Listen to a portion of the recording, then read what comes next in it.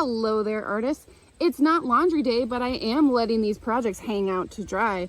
This is what we are going to be creating today. We are going to be working with ice and fiber reactive dyes to create really cool pieces of artwork and tapestries. So we're going to learn two different patterns today. We're going to learn a spiral pattern, and we're going to also learn a triangular folding pattern that's inspired by shibori. So stay with me. We're going to get our supplies ready, we're going to get our workspace set up, and then we're going to start making beautiful things happen.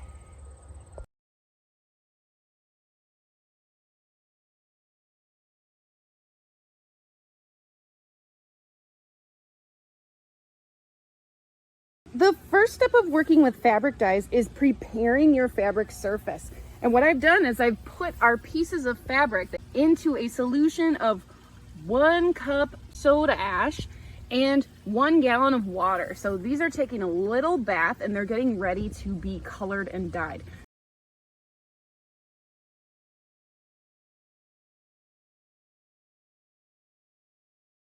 We have soaked our fabric for 15 to 20 minutes in soda ash, and that's going to help our colors stick on and get nice and bright once we add them and once they've processed fully. So the next step is to move over to our workspace, and we're going to start creating some things to get ready to use our dyes. So what I've done is I've created a form with cardboard and rubber bands, and that's going to help contain everything that we're going to add the ice and the dye to. To build a form like this, we're going to need 2 pieces of cardboard. And if you notice, I've already put 2 rubber bands on either end of my long strip of cardboard. And that's gonna make it a little bit easier to put together a form like this. So I'm gonna take one end of my cardboard, and I'm gonna stuff it underneath the rubber band. And then I'm gonna come around, literally making it round, and I'm gonna do the same thing on the other side. And that's gonna create this cardboard structure that we can put everything inside of, so none of it moves or falls off or dissolves off of the edges. Everything's gonna stay in place. So now that I have that done, I'm gonna bring my fabric over. I'm gonna take each piece and I'm gonna squeeze out whatever water is left.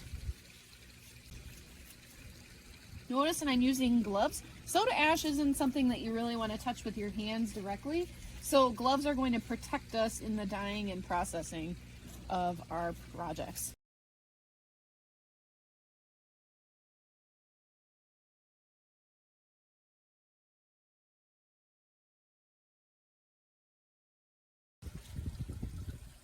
The first pattern we are going to try is a spiral pattern.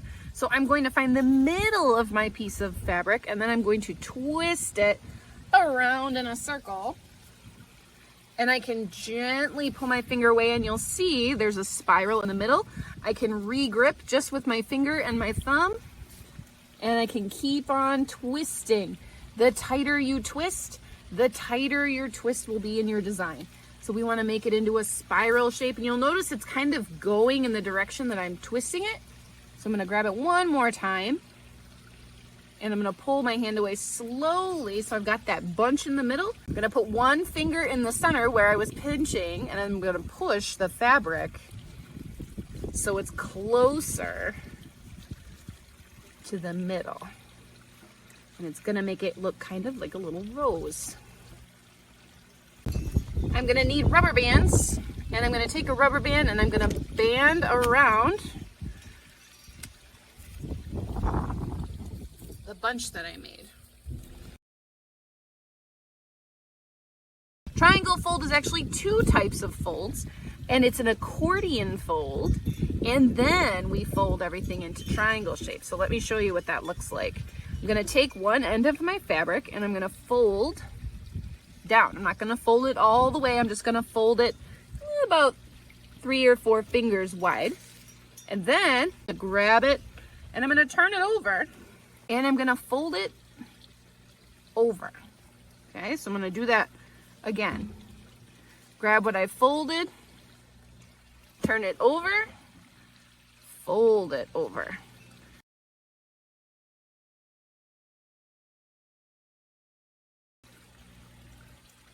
The next step after we have accordion folded our fabric is to fold triangles. So the easiest way to do this is to choose a corner to start with, and then you fold from the corner into a triangle. So let's try that.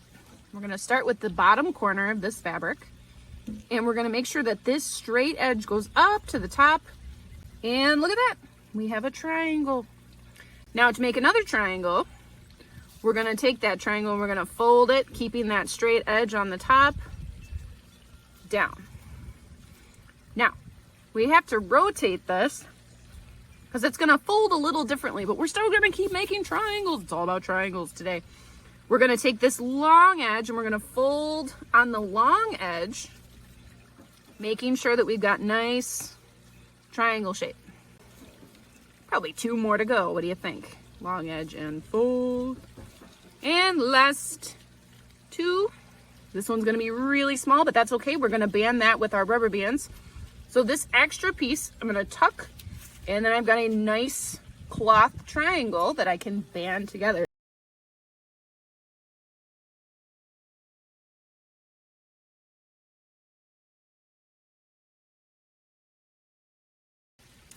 To get started with ice dye, you're going to need a very important ingredient, which is ice. And you're gonna pile the ice into your cardboard mold and try to get the whole thing covered up. And if you see any spots that don't have ice, make sure you fill them in. And I think we're ready to start adding color.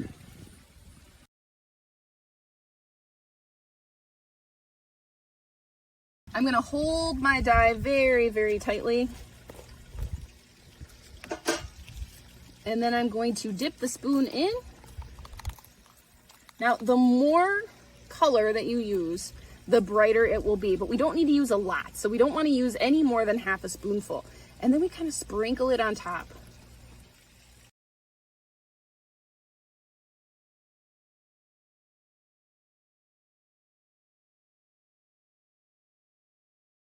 We are well underway in the dyeing process.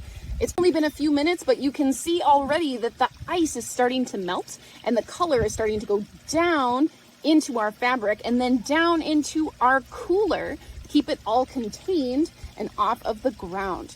Now, the hard part of this project is waiting. We have to leave these alone for 24 hours. So we got to wait a whole entire day before we see how beautiful these turn out. But I have a feeling they're going to turn out absolutely gorgeous because we followed all of our steps.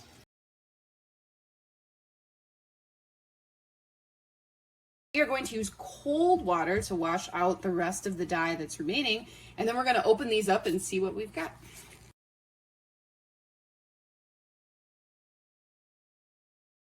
That is what you're looking for. Really nice color, brightness, saturation. It's stuck in the fabric. So what we're going to do is we're going to run a little more cold water on these, just to get any of the extra dye out. And you'll notice that I've still got gloves on. We still don't want to touch the dye directly with our skin, but oh my gosh, friends, this might be my new favorite thing. I'm gonna squeeze out most of the liquid, and then I'm gonna lay it out. I'm gonna stick with doing my dark ones just in case any ink bleeds over. The towel needs a little more rinsing. Again, you want the water to run pretty clear. It's okay if it's not totally clear because these will actually go through a washing machine cycle as well before they're completely done and ready to move on with. So you can see where there was more ink, it's much, much darker. And where there was less ink, it's much lighter. And once these go through the washing machine, they're gonna change again. And the colors might look really dark right now. They might lighten up as we wash. But yeah. These are fantastic.